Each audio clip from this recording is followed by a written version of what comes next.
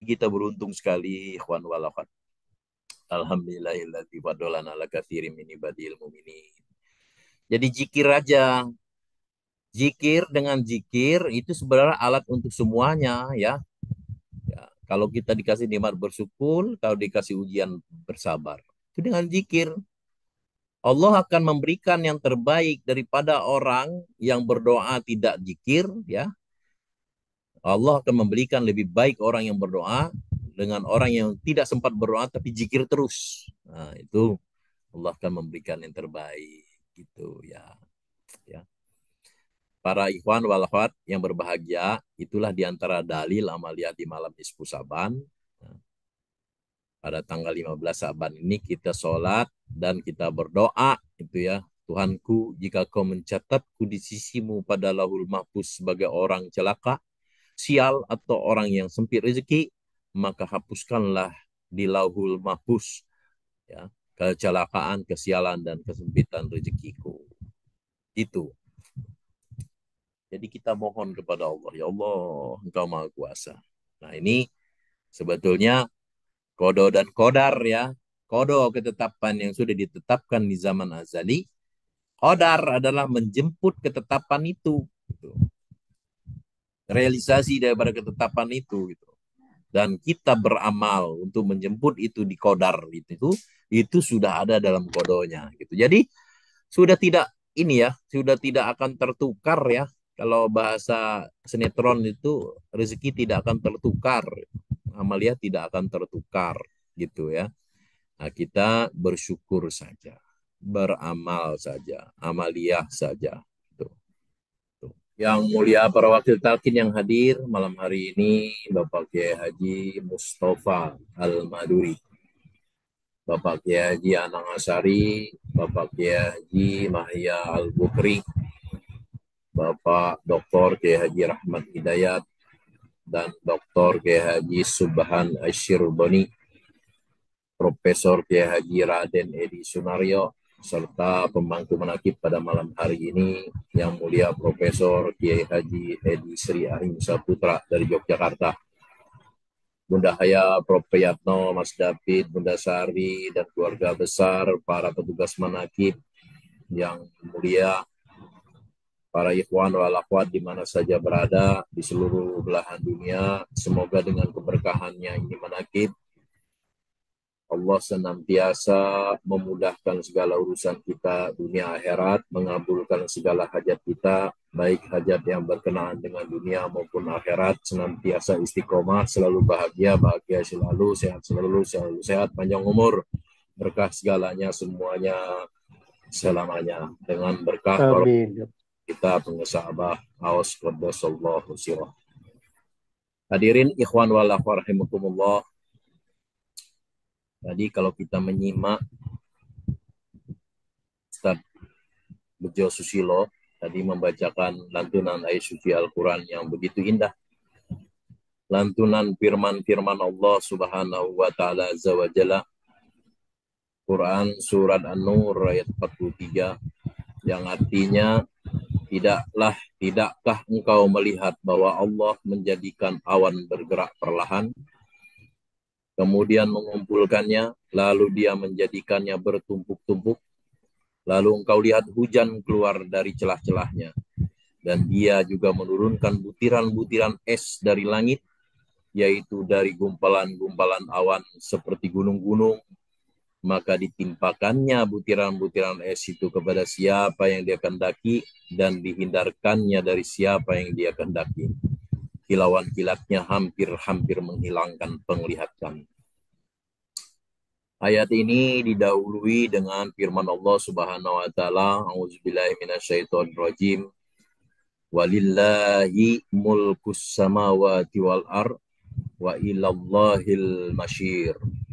Dan milik Allah lah kerajaan langit dan bumi, dan hanya kepada Allah lah kembali seluruh makhluk. Dan ayat berikutnya adalah Allah mempergantikan malam dan siang, sungguh pada yang demikian itu pasti terdapat pelajaran bagi orang-orang yang mempunyai penglihatan yang tajam. Kemudian Allah menciptakan semua jenis hewan dari air, maka sebagian ada yang berjalan di atas perutnya, dan sebagian berjalan dengan dua kaki, sedang sebagian yang lain berjalan dengan empat kaki. Allah menciptakan apa yang Dia kehendaki, sungguh Allah Maha Kuasa atas segala sesuatu. Kemudian ditutup dengan ayat berikutnya, laqad anzalna ayatim mubayyinat wallahu yahdi man yasha'u ila siratim mustaqim. Sungguh kami telah menurunkan ayat-ayat yang memberi penjelasan dan Allah memberi petunjuk kepada siapa yang Dia kehendaki ke jalan yang lurus.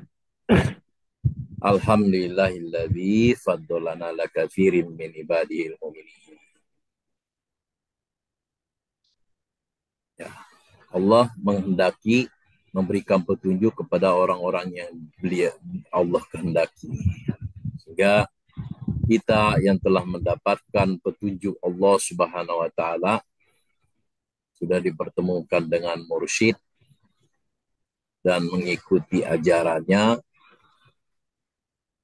yaitu zikir, salat sunnah, amalia harian, amalia mingguan, amalia bulanan, amalia tahunan, terus sampai akhir hayat kita.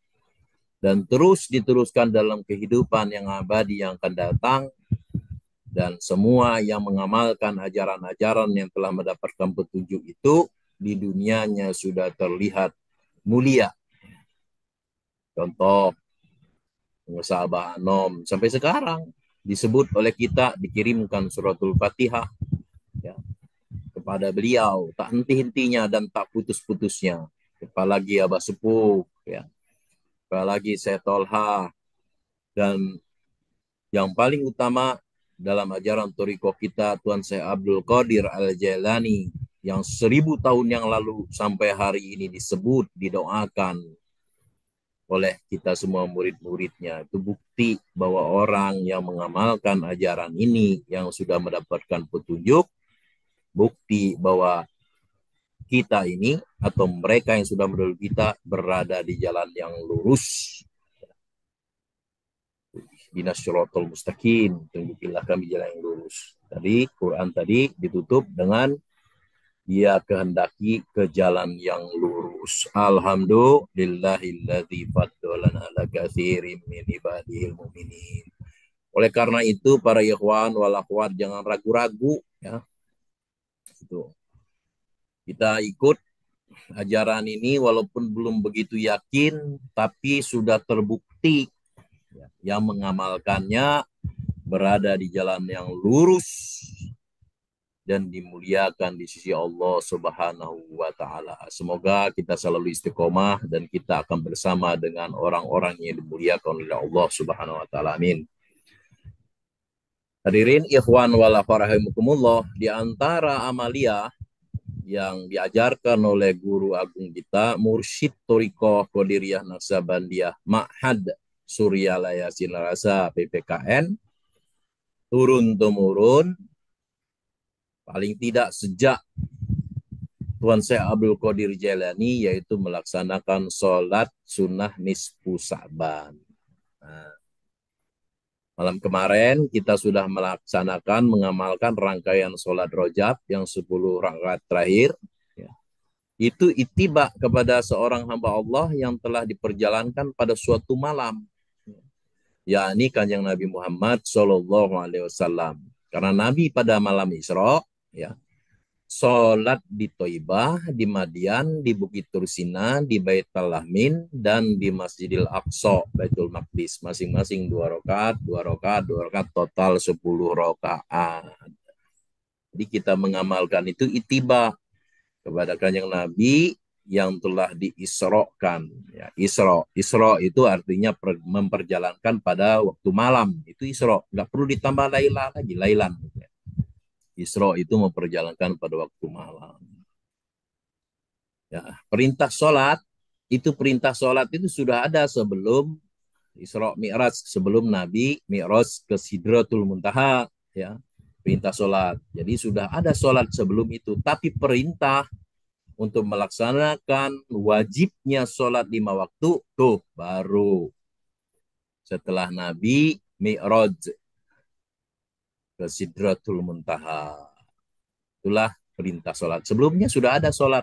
Nah, jadi yang kita amalkan itu ittiba kepada beliau, yaitu melaksanakan sholat sunnah sebelum dilaksanakannya, sebelum diperintahkannya sholat wajib 50 waktu ya.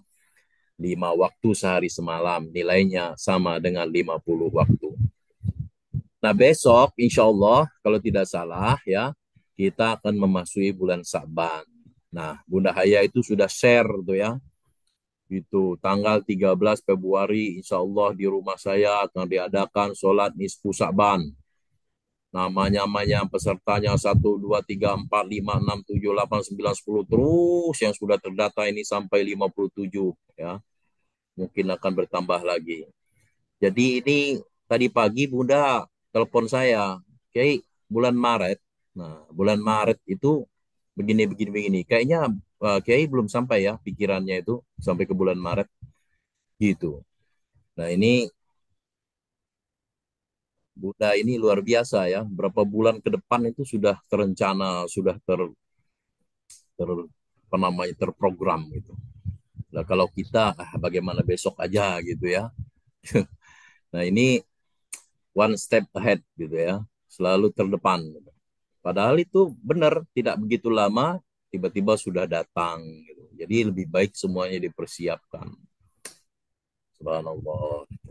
Nah, mengapa Nabi berdoa? Ya? Kalau bulan Rojab, masuk Rojab, Saban, ya, Nabi berdoa, Allahumma barik lana fi Rojab wa Saban wa balikna Ramadan. Ya Tuhan kami, berkahilah kami di bulan Rojab dan bulan Saban, dan sampaikanlah kami di bulan Ramadan. Amin. Ya Rabbal Alamin. Mengapa Nabi berdoa? Itu artinya untuk menyambut bulan Ramadan yang keutamaannya lebih utama dari bulan-bulan yang lain, kita sudah harus mempersiapkan diri minimal sejak bulan Rajab.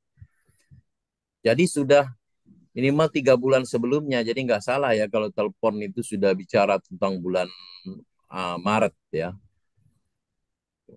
dipersiapkan. Kata pengesabah, sholat sunnah 42 rakaat di bulan Rajab itu dan sholat sunnah 100 rakaat di bulan Sa'ban itu untuk menyambut sholat sunnah 600 rakaat di bulan Ramadan, yakni sholat sunnah tarawih. Tuh. Gimana mau mengharapkan keberkahannya di bulan Ramadan ya? Kalau kaget-kaget, itu tiba-tiba sudah Ramadan. Nah, tanpa persiapan fisik, persiapan mal, persiapan iman, gitu ya. Jadi kita memasuki bulan Saban insya Allah ya, besok ya. Di pertengahan bulan Saban, bagi kita ikhwan yang sudah mendapatkan petunjuk, tuntunan dari guru mursyid, kita melaksanakan sholatul khair atau sholat terbaik, banyaknya 100 rakaat dengan setiap rakaat 1 kali salam. Tiap-tiap rakaat setelah Al-Fatihah, surat yang dibaca, surat Al-Ikhlas, sebanyak 10 kali. Jadi total 10 kali 100 itu sama dengan 1000 surat Al-Ikhlas. Waktu pelaksanaannya setelah Ba'diyah Maghrib sampai dengan sholat Isya, Ba'diyah Isya. Lalu lanjut lagi sholatul khair sampai dengan selesai 100 rakaat. Tuh ya. Jadi pengusaha menghimbau kita semua untuk berjamaah ini, sebaiknya berjamaah ya. Walaupun dalam kondisi tertentu dibolehkan munfarid sendiri juga, tapi berat Bapak dan Ibu. Saya sudah melaksanakan itu sendiri itu berat. Kalau sendiri, kalau berjamaah rame ya enak gitu, lebih mudah. Berjamaah itu lebih lebih terasa nikmat dan terasa ringan gitu ya. Kalau sendiri berat.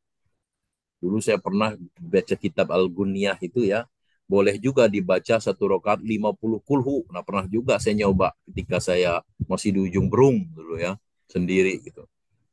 Jadi 1 rakaat itu 50 kulhu gitu. diborong gitu ya.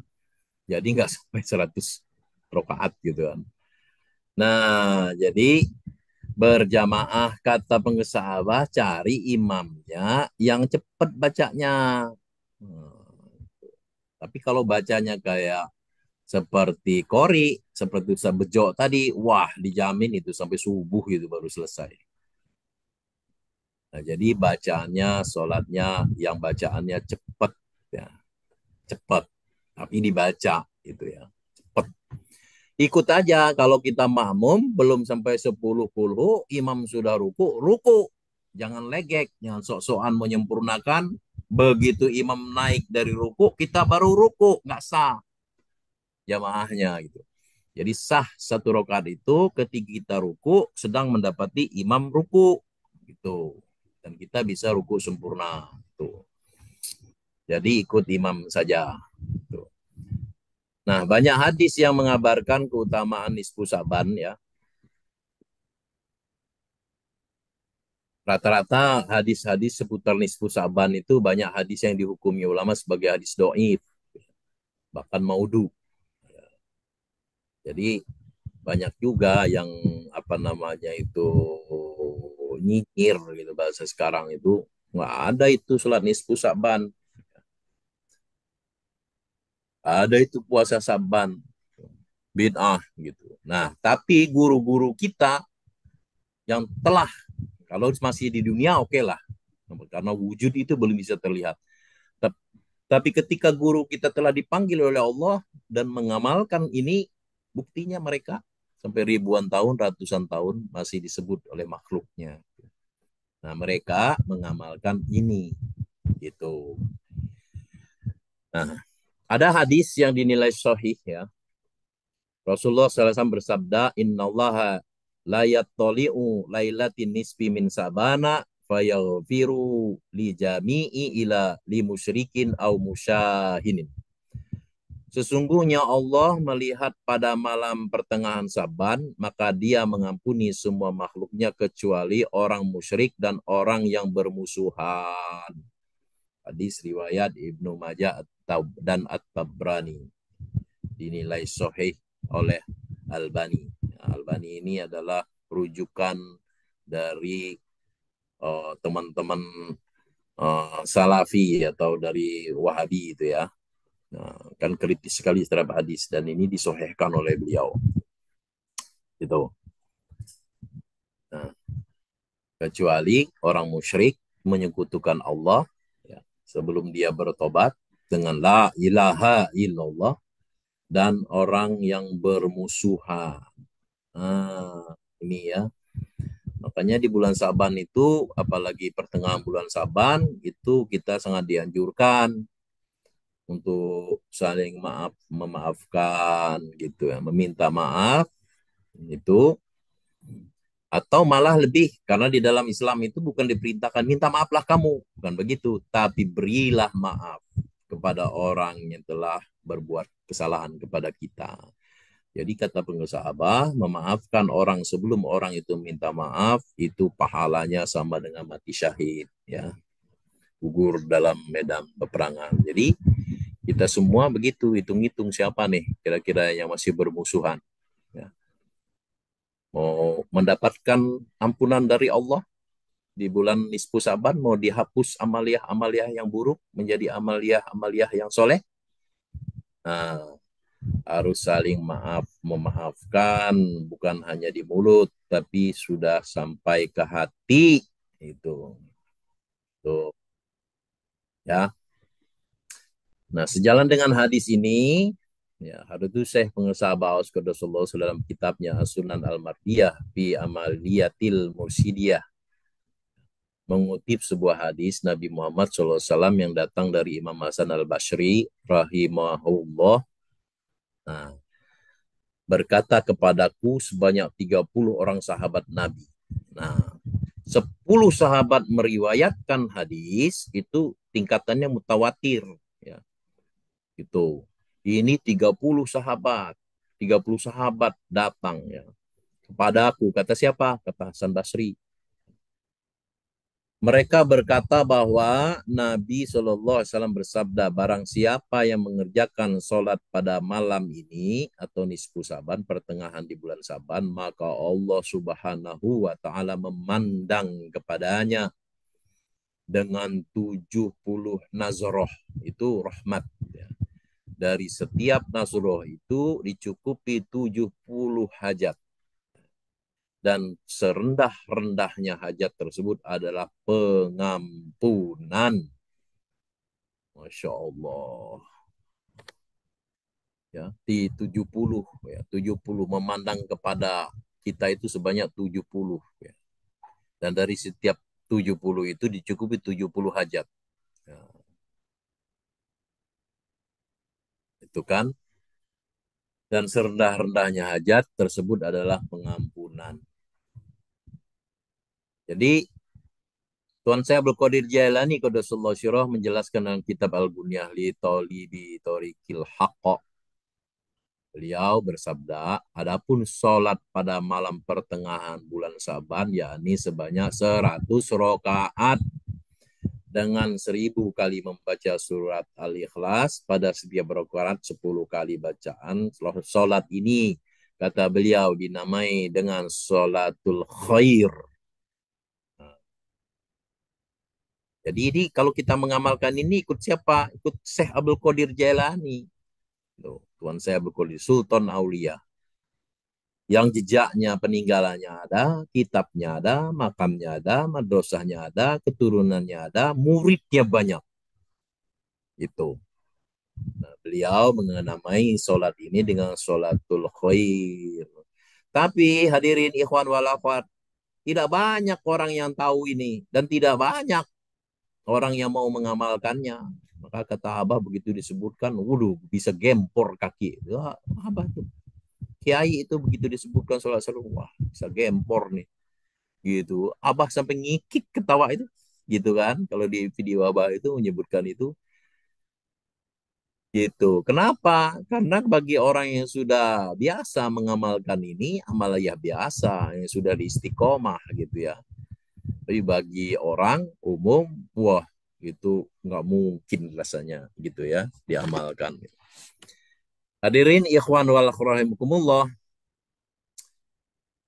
Nah, terkait dengan buku catatan, karena di dalam itu ada doa ya. Kita Allah pada malam nisfu Saban, pada pertengahan malam nisfu Saban itu, pertengahan bulan Saban itu, Allah menutup buku catatan tuh, diriwayatkan begitu ya, 1 tahun sebelumnya dan memulai catatan baru. Nah, ini juga banyak juga yang dikomentari gitu ya. Nah, terkait dengan buku catatan amal ini dalam sebuah hadis Rasulullah SAW pernah bersabda ya dari Usamah bin Zaid ya, beliau bersabda, wahai Rasulullah, saya belum pernah melihat Anda berpuasa dalam 1 bulan sebagaimana Anda berpuasa di bulan Saban. Ya. Kemudian Nabi juga bersabda, ini adalah bulan yang sering dilalaikan banyak orang, bulan antara Rajab dan Ramadan. Ini adalah bulan di mana amal-amal diangkat menuju Rob semesta alam.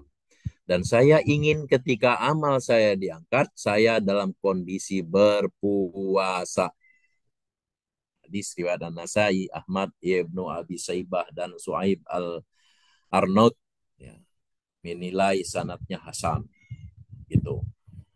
Jadi ini adalah hadis yang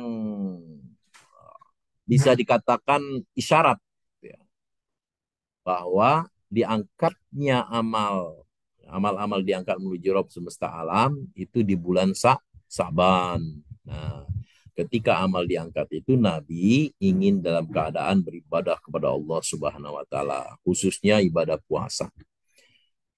Nah, dalam hadis tadi Rasulullah SAW mengabarkan salah satu waktu di mana amal para hamba dilaporkan adalah ketika bulan Saban. Dan karenanya beliau memperbanyak puasa di bulan Saban. Sedangkan di dalam Al-Quran setidaknya ada beberapa ayat yang menerangkan tentang buku catatan amal perbuatan manusia. Di antaranya firman Allah Subhanahu wa taala dalam surat Al-Isra ayat 71 dan 72 yang berbunyi, ingatlah pada hari ketika kami panggil setiap umat dengan pemimpinnya. Nah, ingatlah pada suatu hari ketika kami panggil setiap umat dengan pemimpinnya, dan barang siapa diberikan catatan amalnya di tangan kanannya, mereka akan membaca catatannya dengan baik. Dan mereka tidak akan dirugikan, dizolimi sedikit pun. Kemudian, wa man kana fi hazihi a'ma fahuwa fil akhirati a'ma wa adallu sabila. Dan barang siapa buta hatinya di dunia ini, maka di akhirat dia akan buta, tersesat, jauh dari jalan yang benar. Jadi alhamdulillah kita hadirin ikhwan wal akhramukumullah, hati kita sudah tidak buta lagi ya, tidak ragu dan tidak ambigu, tidak tidak samar-samar gitu ya. Kita sudah memiliki Tuhan, Tuhan Allah Azza wa Jalla gitu, yang sudah ditunjukkan di dalam kolbu kita ya. Ketika kolbu itu nafs jiwa, jiwa kolbu nafs fuad ya. Itu dan sejenisnya itu sama itu ya, ruh ya. Nah, ketika jasad sudah tidak sudah punah, maka tinggal ruh, itu kolbu kita. Nah, ketika memasuki,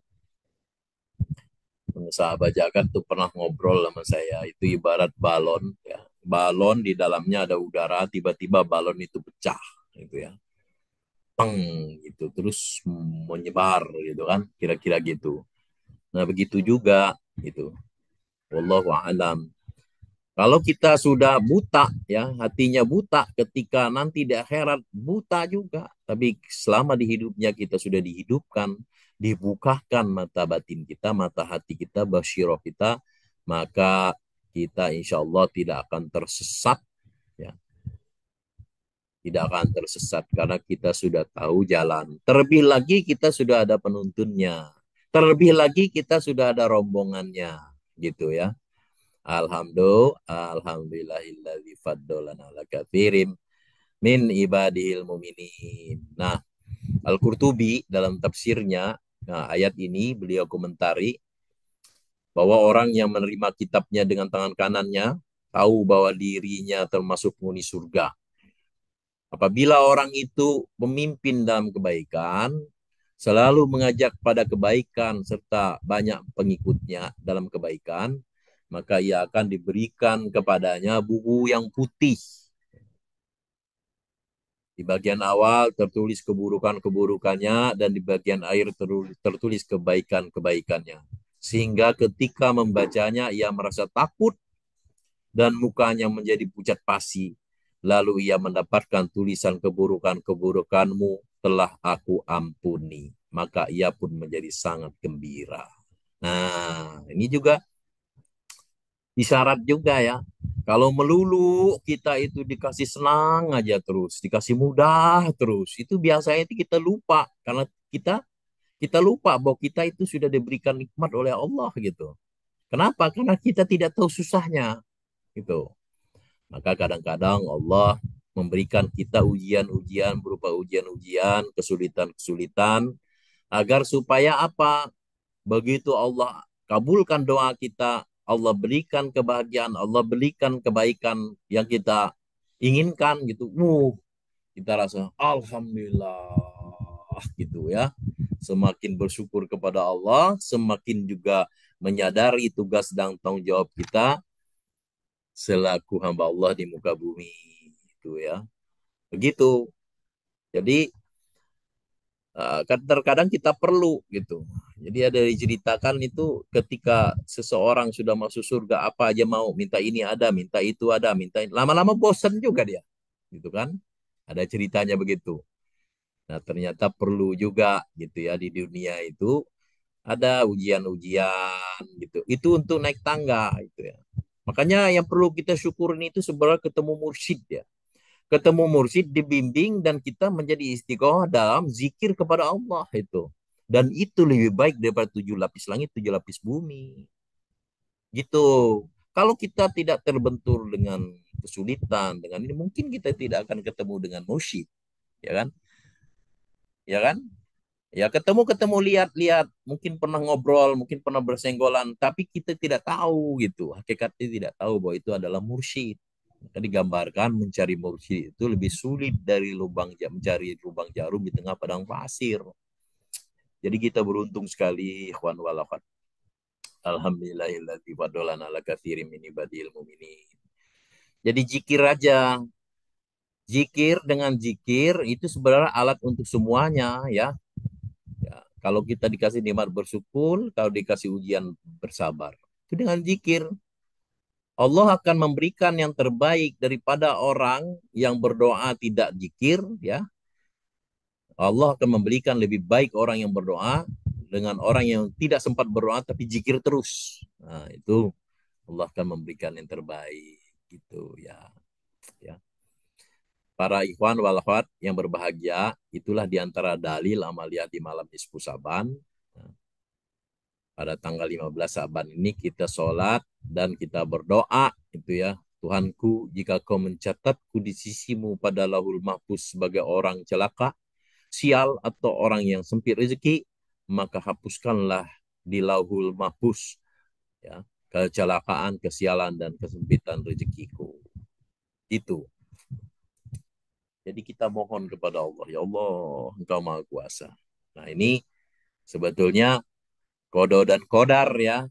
Kodo ketetapan yang sudah ditetapkan di zaman azali. Kodar adalah menjemput ketetapan itu. Gitu. Realisasi daripada ketetapan itu. Gitu.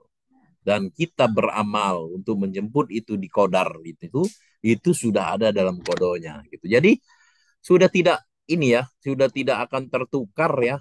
Kalau bahasa sinetron itu rezeki tidak akan tertukar, amalia tidak akan tertukar gitu ya. Nah, kita bersyukur saja, beramal saja, amaliah saja. Tuh, tuh. Jadi uh, kalau orang kalau hamba Allah sudah ditetapkan di zaman situnya, ya, kalau kemarin Nabi Mi'raj itu di Sidroh, ya, Sidratul Muntaha, Sidroh itu pohon sidra, ya, pohon sidra yang di situ sudah tertuliskan semua. Kalau ada perubahan-perubahan dari ketetapan-ketetapan Allah, maka pohon itu berubah warna, berubah pokoknya indah sekali, gitu ya. Nah, sudah di situ semua. Kalau sudah ditetapkan kita penghuni surga, maka kata Nabi, orang tersebut akan melakukan amalan-amalan atau perbuatan-perbuatan penghuni surga gitu. Jadi kita ini di sini yang senang manakib gitu ya, yang senang hadir manakib, yang senang zikir, yang senang berinfak gitu. Itu amal-amal ya penghuni surga itu. Maka kita harus bersyukur gitu. Kalau kita bukan ditakdirkan untuk maka kita tidak akan manakiban, nggak senang manakiban, ya, gitu. Jadi kita bersyukur, alhamdulillah atas petunjuk guru agung kita diistiqomahkan, disenangkan, dicintakan, dibahagiakan untuk senantiasa mengamalkan amalan Toriko Qadiriyah Naksabandia Surya Sinarasa ini. Hadirin ikhwan wal akhwat, demikian mungkin yang dapat saya sampaikan. Semoga kita diberikan kesehatan yang sempurna, panjang umur, kemampuan, kegembiraan, ya, keluasan hati, keluasan rezeki, Amin. sehat semuanya, segalanya, selamanya, berkah Amin. segalanya, selamanya. Dengan berkah guru agung kita, Dr. Syekh Muhammad Abdul Ghaus Syekh Masul Qaddasallahu Sirah. Al-Fatihah.